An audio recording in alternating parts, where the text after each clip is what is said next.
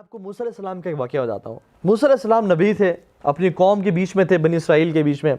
قحط آ گیا اور قحط اتنا برا آیا کہ بارشیں ختم ہو گئیں, ویجیٹیشن بالکل نہیں ہو رہی تھی, اور لوگ اپنے اس علاقے کو چھوڑ کے ہجرت مجبور ہو گئے. بچے سفر کر رہے, بکریاں مر رہی, بہت مسائل شروع ہو گئے. ہوا کیا, موسیٰ علیہ السلام کی قوم ساری اکٹھی ہوئی اور کہا کہ اے موسیٰ, آپ تو کلیم اللہ ہیں, آپ تو اللہ تعالیٰ سے دعا کریں کہ بارشیں برسائیں. تو موسیٰ علیہ السلام نے سب کو میدان میں اکٹھا کیا, جیسے ہم مسلمان دعا استسقا کرتے ہیں نا بارش کے لیے. موسیٰ علیہ السلام نے سب کو اکٹھا کیا اور اللہ تعالیٰ سے دعا کی, یا رب تیرے لوگ سفر کر رہے ہیں, تو رحیم و کریم ہے. جو دعا کی, اللہ تعالیٰ سے باتیں کی اور کہ اللہ بارش برسا دے. اللہ سبحانہ تعالیٰ چونکہ ان سے کلام کرتے تھے اور کہا کہ اے موسیٰ, تیری قوم میں ایک شخص ہے جو کہ اتنا بڑا گناہ گار ہے کہ اس کی گناہوں کی وجہ سے میں نے بارشیں برسانا چھوڑ دی ہیں. اس کو بولنے کہ وہ نکل جائے, میں بارشیں برسا دوں گا. Tell him to leave that village, میں بارشیں برسا دوں گا. اس کے گناہوں کی وجہ سے بارشیں نہیں برس رہی. تو موسیٰ علیہ السلام نے کہا کہ میری قوم میں ایک شخص ہے, اور جو بھی شخص ہے وہ یہاں سے نکل جائے, کیونکہ اس بندے کی وجہ سے ہم سب سفر کر رہے ہیں. تو kindly leave that place. تو وہ جو شخص تھا نا, جو کھڑا ہوا تھا, اس کو پتہ چل گیا کہ یہ تو میری بات ہو رہی ہے, اور اس کو احساس ہو گیا کہ اللہ تعالیٰ مجھ سے اتنا ناراض تھے, میری وجہ سے لوگ سفر کر رہے ہیں, میری وجہ سے بچے مر رہے ہیں اور جانور مر رہے ہیں, کہ لوگ ہجرت مجبور ہو گئے ہیں. اس نے وہیں کھڑے کھڑے اس کو اتنی شرمندگی محسوس ہوئی, اس نے وہیں نہ ہلا نہ جلا, بس دل میں کہا کہ اللہ مجھے معاف کر دے, اور اللہ مجھے نہیں معلوم تھا کہ آپ میری وجہ سے اتنے ناراض ہیں. اچھا, کوئی شخص نکلا نہیں تو دیکھتے دیکھتے بادل بنے اور بارش ہونے شروع ہو گئی. اب مہینوں سے بارش نہیں ہوتی تو لوگ بڑے خوش ہوئے, بارش ہونے شروع ہو گئے. لیکن they were confused at the same time کہ بندہ تو نکلا کوئی نہیں, اور موسیٰ اللہ کے سچے نبی, تو یہ کیسے ہوا کہ بارش ہو گئی, بندہ نہیں نکلا. تو موسیٰ علیہ السلام نے اللہ کا شکر بھی ادا کیا اور کہا کہ یا رب, معاملہ سمجھ نہیں آیا, کوئی بندہ نہیں نکلا لیکن بارش ہو گئی. تو اللہ تعالیٰ نے فرمایا کہ اے موسیٰ, جس شخص کی وجہ سے میں بارشیں نہیں برسا رہا تھا, ابھی میں نے اسی کی وجہ سے بارشوں کو برسا دیا ہے, اور اس کی توبہ مجھے اتنی محبوب ہے کہ میں نے صرف اسی کی وجہ سے ان بارشوں کو حکم دیا کہ تم برس جاؤ اس ملک پہ. تو موسیٰ نے کہا کہ یا رب, اب یہ تیرا محبوب بندہ کون ہے, مجھے اس کا بتا تو دے, میں اس سے ملنے کا شوق رکھتا ہوں. تو اللہ نے کہا کہ جب تو یہ میرا دشمن تھا اور گناہ گار تھا, میں نے تب اسے ایکسپوز نہیں کیا, اب تو میرا دوست ہے, میں کیسے اسے ایکسپوز کر دوں.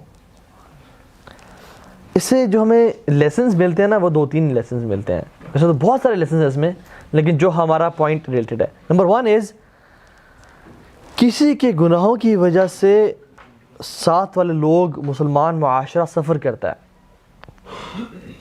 میرے گناہوں کی وجہ سے ہو سکتا ہے آپ سفر کریں, آپ کے گناہوں کی وجہ سے ہو سکتا ہے میں سفر کروں. اور جب ہم نے کہہ دیا اشہد ان لا الہ الا اللہ و اشہد ان محمد رسول اللہ, ہم اب انڈیویجول نہیں رہے, اب ہم ایک فیملی کا حصہ ہیں جس کو امت بولتے ہیں, مسلم امہ بولتے ہیں.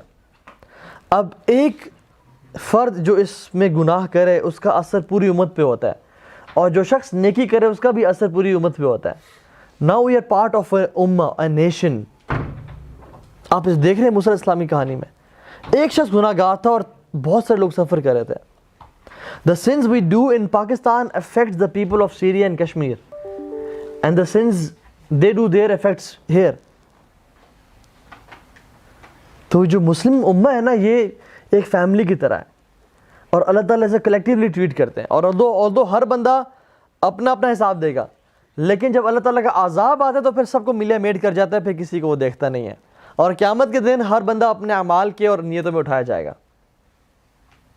ٹھیک ہے. دوسری چیز جو اس سے ہم سیکھتے ہیں وہ یہ کہ وہ بندہ مرد تھا. He was man enough to realize کہ yes he is talking about me. ہم کھڑے ہوتے ہیں نا وہاں پہ, تو ہم کیا کہتے ہیں کہ نہیں میں تو نہیں ہوں, وہ شخص مجھ سے بڑا گناہ گار ہے, وہ شخص تو وہ کام بھی کرتا ہے, وہ شخص تو وہ کام بھی کرتا ہے, اس سے تو وہ جھوٹ بھی بولا ہوا ہے, اس نے یہ چوری قتل بھی کیا ہوا ہے, میں تو اتنا گناہ گار نہیں ہوں. I am sure Musa is talking about that person, I am not him. He was man enough to realize that yes this is me.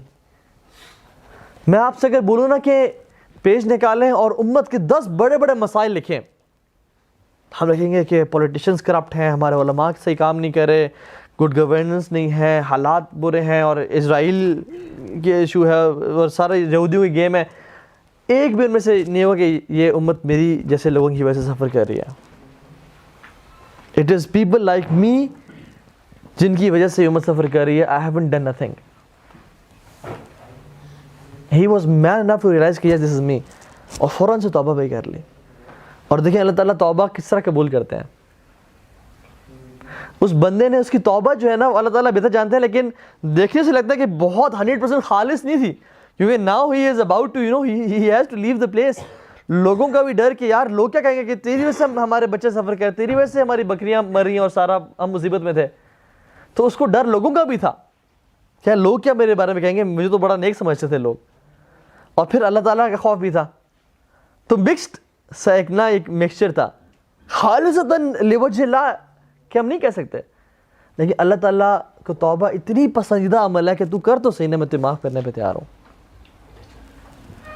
سو گناہوں سے لوگ افیکٹ ہوتے ہیں، اور لوگ نہیں، صرف زمین، یہ آسمان، یہ چرند پرند، پہاڑ، حیوانات، نباتات سب افیکٹ ہوتے ہیں.